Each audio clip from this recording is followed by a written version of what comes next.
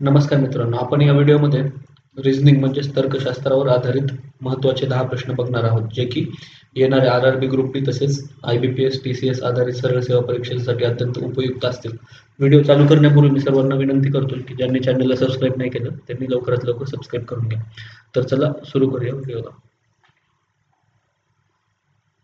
आणखी एक गोष्ट सांगायची विसरली की मी हे प्रश्न देतो, त्यानंतर 10 सेकंद तुम्हाला वेळ देतो, त्यात तुम्ही सोडवा आणि कमेंट सेक्शनमध्ये उत्तर कळवा आणि 10 सेकंद झाल्यानंतर मी खाली स्पष्टीकरण त्याचं तयार केलेलं आहे, मी ते एक्सप्लेन करून देईल.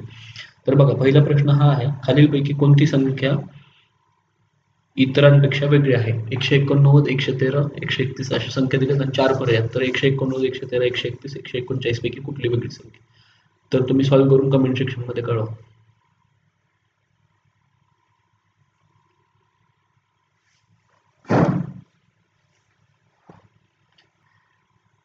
तर ह्याचं बरोबर उत्तर आहे ए 189. कारण यामध्ये बघा, 113, 131, 139, 167 आणि 181 या सर्व संख्या प्राईम नंबर्स आहेत, म्हणजे मूळ संख्या. पण 189 ही मूळ संख्या नाही आहे, ती काय कंपोजिट नंबर आहे, कारण तिला 3 न भाग जातो. म्हणून याचं बरोबर उत्तर आहे पर्याय क्रमांक ए 189. जाऊया दुसऱ्या प्रश्नाकडे. दुसरा प्रश्न आहे, खालीलपैकी कोणत्या संख्येतील अंकांची बेरीज अभाज्य नाही? म्हणजे कोणत्या संख्येतील बेरजेला भाग जात नाही असा प्रश्न विचारलाय. आणि पर्याय जरी वरती संख्या 6 दिलेल्या असल्या तरी पर्यायातल्या 4च आहे, त्यामुळे 4चं जरी केलं तरी चालेल तुम्ही. तर तुम्हाला वेळ देतो 10 सेकंदाचा, तुम्ही सॉल्व्ह करून कमेंटमध्ये कळवा.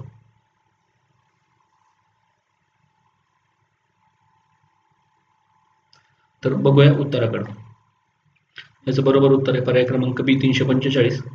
कारण 345 मधल्या संख्यांची बेरीज केली तर 12 येते, जे की ज्याला की भाग जातो. सॉरी, म्हणजे भाग जाणारे विचारले इथं. बाकी संख्यांचं बघा तुम्ही. 863 मध्ये 8 अधिक 6 अधिक 3 17 होते, त्याला भाग जात नाही. 733 मध्ये 13 होते, त्याला भाग जात नाही. अभाज्य अभाज्य नाही असं विचारलं होतं, म्हणजे भाग जातो, तर ती 12 आहे. पर्याय क्रमांक बी 345 बरोबर उत्तर आहे. जाऊया प्रश्न क्रमांक 3 कडे. प्रश्न क्रमांक 3 असा आहे, खालीलपैकी कोणती संख्या सम आहे?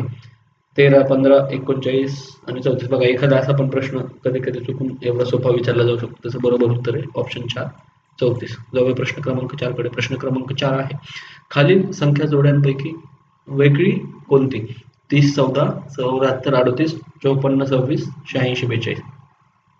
तर तुम्ही सॉल्व्ह करून कमेंटमध्ये कळवा. मी खाली सॉल्व्ह केलेलं दाखवतो स्पष्टीकरण.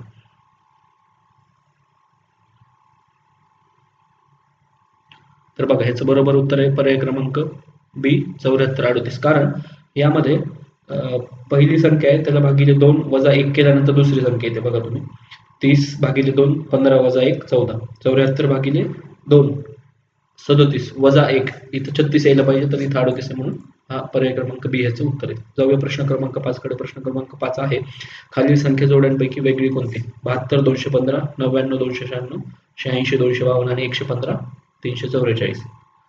तर तुम्ही सॉल्व्ह करा आणि कमेंट सेक्शनमध्ये कळवा.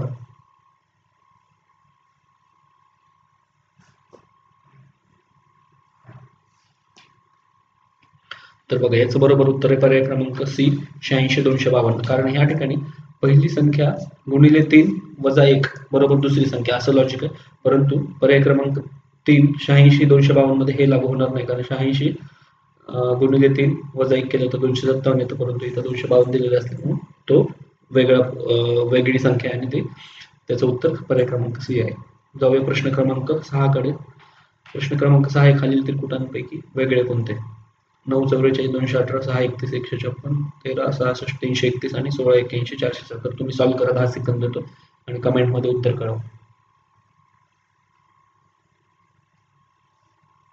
तर बघूया याचं बरोबर उत्तर काय. बरोबर उत्तर आहे पर्याय क्रमांक ए 9, 44, 218. या ठिकाणी असे पॅटर्न लावलेलं आहे. पहिली संख्या दुसरी संख्येच्या जागेवर n गुणिले 5 अधिक 1 आणि तिसऱ्या संख्येच्या जागी n गुणिले 25 अधिक 6.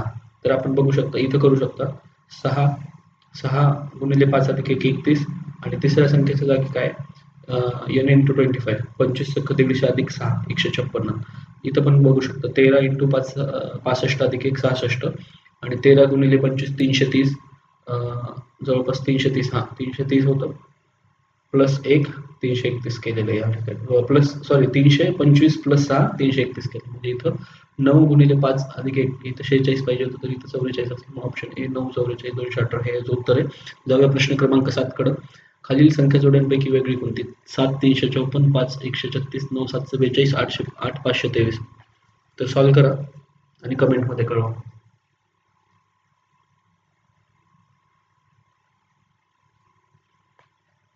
तर बघूया याचं बरोबर उत्तर आहे पर्याय क्रमांक सी 9 742.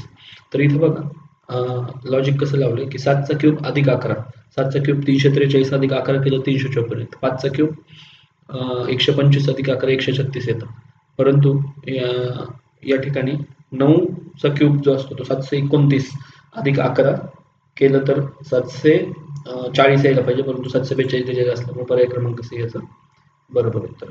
जाऊया प्रश्न क्रमांक 8 कडे. खालील त्रिकुटांपैकी वेगळे कोणते? 2 5 8 5 10 125 12 15 17 28 3 7 27 सॉल्व्ह करून कमेंट सेक्शन मध्ये आन्सर टाका आणि बरोबर येतं का नंतर चेक करा.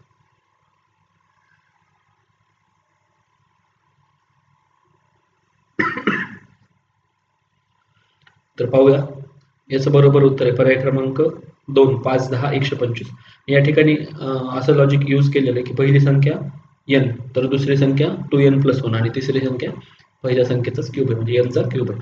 तर बघा इथं फॉलो होतं का 2 इंटू 2+1 बरोबर आहे आणि 2चा क्यूब. तर इथं पहिल्या ठिकाणी फॉलो होत आहे दुसऱ्या ठिकाणी बघा 5 इंटू 2+1 इथं 11 पाहिजे होतं परंतु इथं 10 असल्यामुळे पर्याय क्रमांक 2 ह्याचं बरोबर उत्तर आहे. जाऊया प्रश्न क्रमांक 9 कडे. प्रश्न क्रमांक 9 आहे खालील संख्यापैकी वेगळी कोणती? 127 29 18 10 तुम्ही सॉल्व्ह करून कमेंटमध्ये कळवा मी एक्सप्लेनेशन सांग.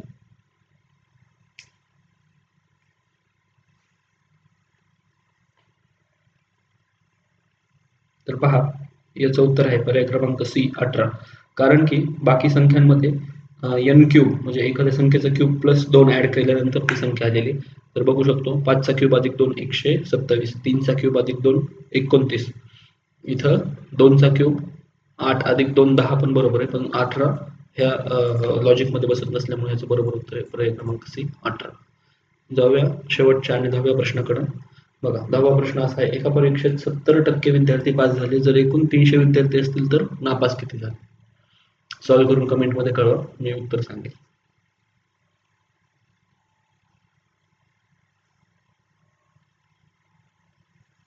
तर पहा याचं बरोबर उत्तर आहे पर्याय क्रमांक डी 90. जर 70% पास झाले असतील तर 300चे 70% म्हणजे 210 पास झाले तर फेल झालेले किती 300 वजा 210 90 मुलं इथं फेल झालेले त्यामुळे पर्याय क्रमांक डी 90 याचं बरोबर उत्तर आहे. तर तुम्हाला हा व्हिडिओ आवडला असेल तर लाईक करा आणि तुमच्या इतर मित्रांपर्यंत देखील पोहोचवा आणि ज्यांनी सबस्क्राईब नाही केलं त्यांनी सबस्क्राईब करा. धन्यवाद.